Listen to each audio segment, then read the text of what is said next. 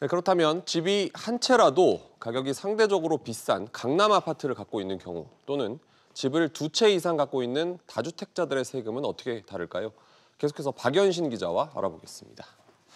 서울 강남권 1주택자를 보면 작년에 낸 보유세만큼만 내면 되는 겁니까? 네, 아닙니다. 재산세는 지난해와 같지만 이 종합부동산세는 공정시장 가액비율이 5%포인트 오르기 때문에 지난해보다 늘어납니다. 결론적으로 보유세가 증가하게 되는데요. 네. 비싼 아파트 중 한 곳인 서울 서초구 반포 레미안 퍼스티지 전용 84제곱미터를 살펴보면 지난해 재산세와 종부세를 합쳐 1,880만 원을 냈습니다. 이 올해 재산세는 작년만큼만 내면 됩니다. 그런데 종부세는 공정시장 가액비율이 오르면서 대략 100만 원가량이 늘어나 총 납부해야 할 보유세는 2천만 원 가까이 될 것으로 추정됩니다. 네. 물론 이 금액도 공시가격 상승으로 납부해야 할 보유세 2,340만 원보다 300만 원 넘게 줄어든 겁니다. 보유세를 무조건 지난해 수준만큼만 내면 되는 건 아닌 경우도 있다는 거죠.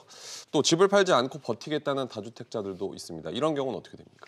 네, 오른 공시가격을 적용받기 때문에 세금 폭탄을 맞게 됩니다. 서울 강북 마포 레미안 푸르지오와 강남의 은마 아파트 이렇게 두 채를 갖고 있다고 가정하면 네. 인상률 등이 반영된 공시가격을 기준으로 보유세만 9,800만 원, 1억 원 가까이 내야 합니다. 작년보다 2,300만 원이 더 늘어난 셈입니다.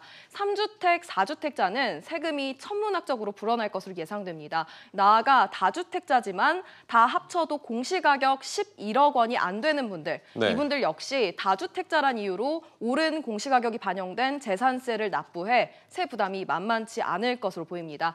결과적으로 똘똘한 한 채를 소유하고 다주택자의 매도 현상이 나오지 않겠냐는 전망이 나옵니다. 그런데 이런 양상이 달라질 가능성도 있지 않습니까?